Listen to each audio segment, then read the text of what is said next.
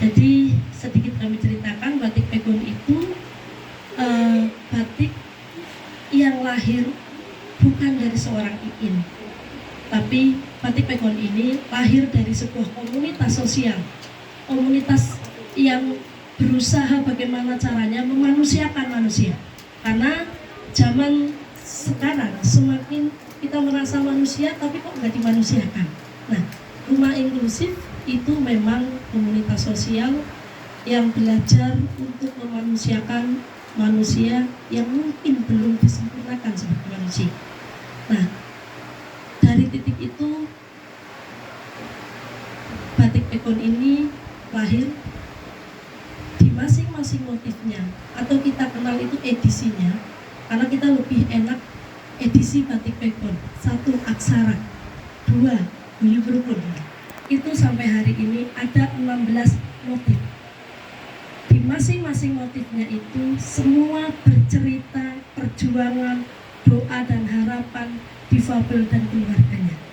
Dan ada tokohnya, ada yang bercerita tentang cinta, bagaimana anak kami mencintai seorang perempuan yang difabel, tetapi ditolak oleh orang tuanya karena miskin, karena cacat.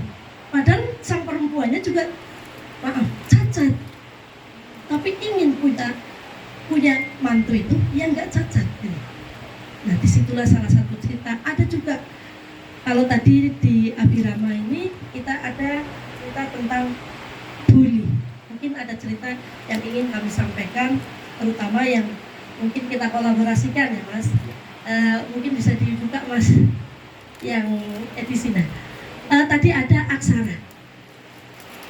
Cerita tentang batik pegon aksara itu bercerita ketika banyak orang tua menangis ketika kita berkumpul, atau bahkan sering sekali datang ke rumah. Jadi seorang iin itu saya juga nggak nyangka bisa duduk sampai 4 jam, 5 jam hanya mendengarkan orang tua yang menangis anaknya dikeluarkan dari sekolah. Mau nggak mau saya harus mendengarkan semuanya. Mau nggak mau mencoba untuk mencarikan solusi awal, yang penting orang tuanya tidak stres depresi. Nah, batik pegon aksara itu bercerita tentang bagaimana sulitnya anak-anak kami itu untuk mendaftarkan sekolah. Anak kami sudah difabel, motif aksara. Mana ya? Pokoknya yang sama ini, tadi bareng. Nah, di sini nanti ada aksara, pokoknya ada yang aksara. Nah, itu bercerita tentang pendidikan. Jadi yang aksara dan askara kalau nggak salah. Nah, itu bercerita tentang anak kami, di mana mereka mendaftarkan sekolah, 1 di SLB, ternyata ditolak dan harus. Nah, ini motif aksara, ini yang kotak ini aksara. Tulisannya alif, kaf, sin, ro, alif. Nah, itu bercerita tentang anak kami ketika daftar di SLB ditolak atau harus menunggu 4-5 tahun karena ada sistem kuota. Yang daftar sekitar 60-an orang, yang diterima hanya maksimal baru bisa 12 orang. Berarti kesekian orang itu harus menunggu berapa tahun kemudian. Ya wis gede, wis dewasa, akhirnya udah males sekolah. Ada banyak lagi anak kami ketika daftar di sekolah reguler, di tengah jalan harus dikeluarkan karena apa? Ini bocah bodohnya pol gitu. Ini bocah lelet, tolol, IQ-nya terlalu rendah. Ini masuknya ke SLB. Tapi ketika masuk di SLB itu kan ada sistem kuota, sehingga akhirnya apa? Anak ini pun rapuh ke sekolah. Dan itu tidak hanya 1-2 orang saja, karena memang keluarga yang kami yang menerima manfaat lah umpamanya kalau bahasanya di sana-sana, atau keluarga yang kami dampingi, ratusan keluarga pun ada. Jadi tidak hanya di Kebumen, ada dari Purworejo, ada dari Banyumas. Itu yang aksara. Jadi bagaimana waktu itu kami ketika mendengar ada kebijakan untuk pendidikan, ada beberapa pasal pendidikan inklusif yang akan dihilangkan, kami pun belajar untuk ayo pada wali ngomong ke sana. Nah, kita pun itu yang akhirnya menguatkan isu-isu inklusif di sana. Meskipun mungkin ya udah itu tentang sana. Yang penting saya akan bercerita tentang motif backbone. Nah, ada di sini motif yang seperti telapak tangan. Ini adalah motif bullying. Jadi di sini ada tulisan ba, wawu, lam, ya di tengah-tengahnya ini. Di bawahnya ini sebenarnya adalah stop kekerasan. Ini kami muncul waktu itu. Ini motif yang ke 15 kalau tidak salah, waktu itu pas waktu COVID. Kami waktu itu, karena kalau untuk mengambil motif kami tidak terus serta-merta ada langsung kita bikin motif, enggak bisa menunggu beberapa bulan. Enggak, kita enggak yakin sih, enggak. Tapi ternyata persoalan bullying itu menjadi persoalan yang luar biasa, tidak hanya di rumah inklusif waktu itu. Nah, kebetulan ada anak-anak kami yang waktu itu juga menjadi anak tuli kami, menjadi korban kekerasan dan perkosaan. Bahkan kami pun waktu itu dipaksa orang tuanya untuk bisa mendampingi. Yang tidak kuat itu adalah saya, sempat nggak kuat. Karena ketika kita bicara dengan bahasa tuli, orang lain nggak paham dengan apa yang kita bicarakan dengan yang tuli. Nah, nggak kuatnya ketika bagaimana siksaannya, bagaimana ini, dan saya harus masuk ke dalam situ. Jadi saya harus jadi korbannya. Sementara itu adalah sudah tak anggap anak saya sendiri, semua itu anakku. Nah, itu makanya masuk ke sini, bullying. Banyak sekali anak-anak kami pun seperti itu. Dan waktu itu secara kebetulan kalau untuk edisi bully waktu itu, anak saya kebetulan akhirnya saya itu marah. Ibu mikirin orang terus, gak mikirin anak sendiri. Ibu bikin batik motifnya orang lain tapi gak pernah motifnya sendiri. Saya mikir, udah saatnya saya di demo lah bahasanya gitu. Waktu itu seperti biasalah kita ya tirakat sholat, apa memang harus masuk motif ini ya. Oke, muncul lagi di kota sebelah, anak kami juga mendapatkan pembulian, tambah lagi, akhirnya sudah bismillah, pinjam tangannya. Ibu mau ngapain? Pinjam tangan, ambil pulpen, udah kita tambah. Ini kebetulan kalau yang bullying itu ya, kita pakai tangan, terus di situ bawa ulamnya. Saya tanya, mirip nggak kaligrafi? Apa sih tulisannya? Saya tanya, kalau ada kamu, enggak begitu. Tapi bisa dibaca kok. Ya, nah ini bullying.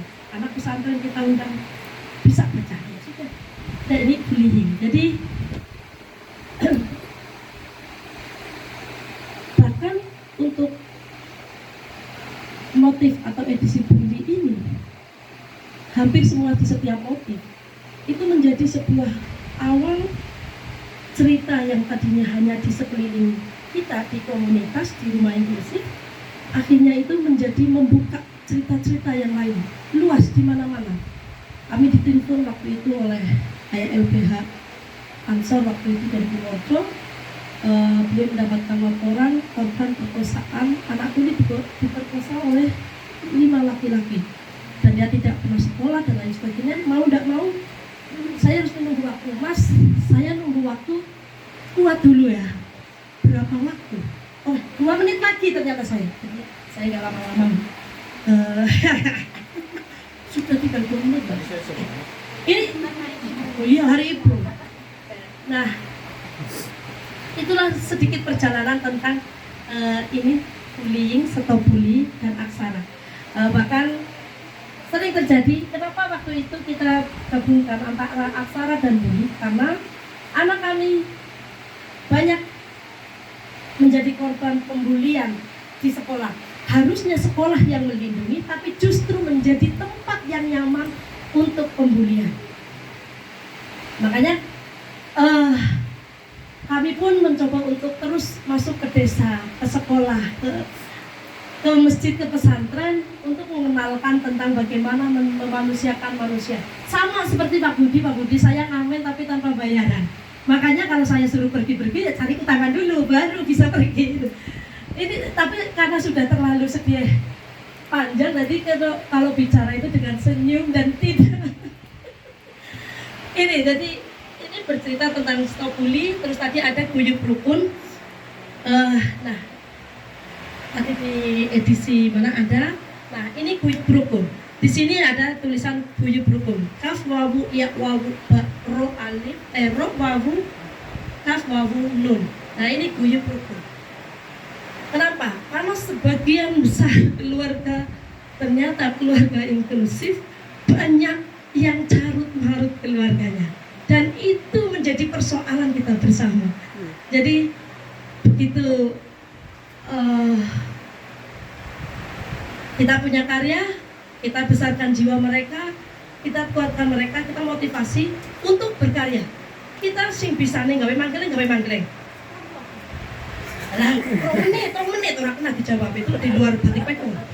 Jadi ada yang memang bikin kayak bapaknya Wildan, dodol balon. Ada keluarga, ada difabel yang belum punya pekerjaan, Pak Iin kamu ajari dodolan. Akhirnya dodolan, meskipun di tengah jalan, aku kayaknya dodolan tuh rezeki, boleh bisa dodol balon. Akhirnya terus kepiye ya? Ya wis jenengan kok sing batik, kepiye carane wis. Nah, itu terjadi seperti itu. Ada banyak keluarga yang lebih dari 2.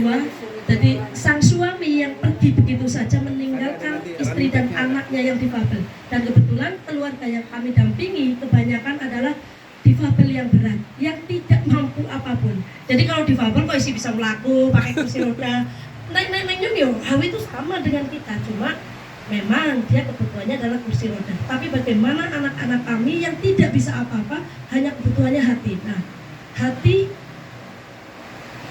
kudu siap kesel, ibunya terutama. Nah, kita besarkan orang tuanya. Siapa dulu? Oh, ternyata ibunya.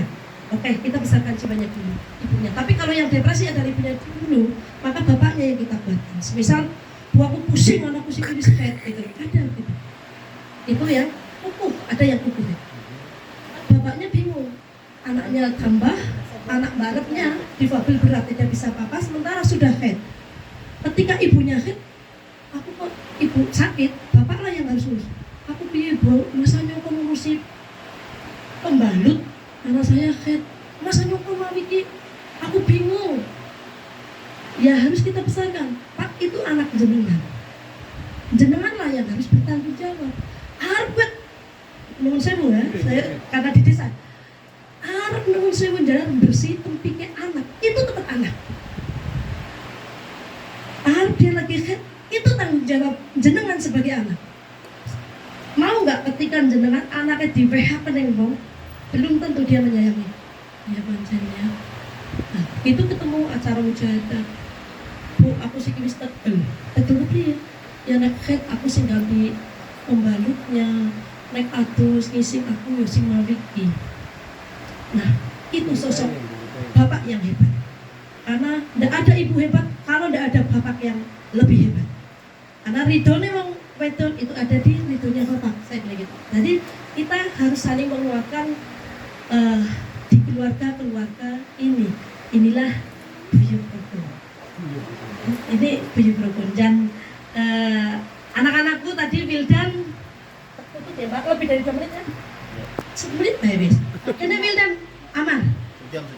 Sebelum saya sudahi, nah sedikit kami ceritakan ini Ahimsah. Nah ini anak-anak kami, kebetulan ini adalah Wildan Karim, doakan nanti dia akan menjadi penerus juga. Ini anaknya Pak Iin. Pak Iin ini adalah sosok inspirasi untuk batik pekon Tulodo. Ini Tulodo. Jadi waktu itu Pak Iin salah satu orang, beliau kena kanker kulit, jadi seluruh tubuhnya itu benjol-benjol gede. Nah makanya motifnya pun dimiripkan dengan beliau. Nah beliau yang selalu mensupport kita, selalu berkata optimis, bahkan akhirnya kita mengenal beliau dengan Bapak Optimis. Bapak Optimis sudah datang, hati-hati itu. Jadi kalau bermain gojekan itu gitu. Nah ini adalah anaknya Pak Iin. Ini anak saya, Amar. Dulu dia mengalami keterlambatan bicara usia 8 tahun. Ya ini Amartia. Dia menggunakan motif asta kebetulan karena memang asta tangan. Jadi itu bercerita tentang keterpurukan saudara kita yang tangannya kena mesin patah. Nah terus sempat terpuruk, kita besarkan, kita kuatkan. Alhamdulillah sampai hari ini beliau berdatang dan semangat tetap aktif berkomunitas. Di sebelah sana Ahimsa, dia menggunakan batik Buyut Rukun seperti tadi. Ini semua yang bikin topi ini dibikin oleh orang tua. Kebetulan satu polio, ibu yang satu mempunyai anak autis Down syndrome, dan beliau belum lama kenal. Waktu itu dia merasa stres karena mempunyai anak itu divonis anak pertama lagi. Dia juga sarjana, tetapi begitu liliknya yang penjahit, dia bercerita sama dokter, kok selalu ke rumah inklusif. Rumah inklusif itu apa? Begitu mendengar rumah inklusif itu punya karya batik bagus, dia langsung bersemangat, boleh enggak saya menjahit gitu. Akhirnya alhamdulillah dialah yang menjahit topi-topi ini. Tapi kalau baju-baju yang kita pakai ini adalah baju napaktilas kami sebelum kita memasuki muncul batik background. Makanya baju-baju ini kayak dimuseumkan. Ini motif awal sebelum ada Buyut Rukun dan lain sebagainya. Dan ini tulis waktu kita baru kenal batik. Mungkin itu yang bisa kami sampaikan, dan motifnya ini beda-beda. Ini ada Joko Sangkrip, ini ada Joko Sangkrip. Itu pun kenapa kita mengambil itu, karena ini sebenarnya Joko Sangkrip kita ambil itu karena ada motif wali, wadas itu wali, dan Joko Sangkrip kita masukkan dalam jajaran salah satu waliullah di Kebumen yang cerita usutnya usut di masa kecilnya beliau juga disuriah, didiskriminatifkan karena mengalami sebenarnya disabilitas. Itu seperti itu. Jadi ini Joko Sangkrip, di sana kayu itu bercerita tentang sosok Mas Radmin yang akhirnya bertemu jodoh di rumah inklusif setelah punya anak.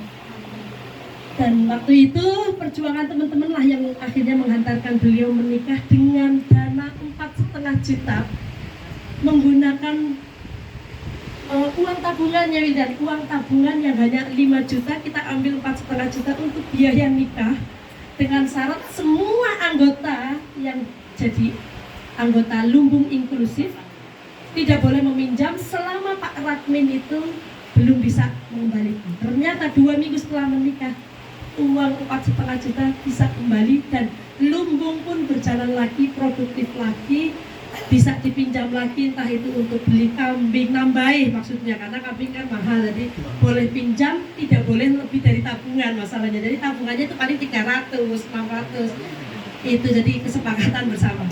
Oke, mungkin di akhir cerita saya, karena tadi saya berbicara Lumbung, kami di Rumah Inklusif sejak 2 tahun ini juga mempersilahkan siapapun boleh ikut berdonasi di Rumah Inklusif, salah satunya dengan menabung di Lumbung Inklusif. Tetapi mohon maaf, tidak boleh diambil selama 1 tahun, dan itu adalah untuk membantu memproduktifkan usaha para keluarga. Dan di luar keluarga, katakan penabung ini orang luar, katakan yang tidak aktif di kegiatan, itu tidak boleh meminjam juga, karena memang pinjaman ini hanya untuk memproduktifkan para keluarga-keluarga ini. Dengan besar harapan kalau banyak penabung, maka kita akan bisa memberdayakan banyak keluarga. Mungkin itu aja yang bisa kami sampaikan.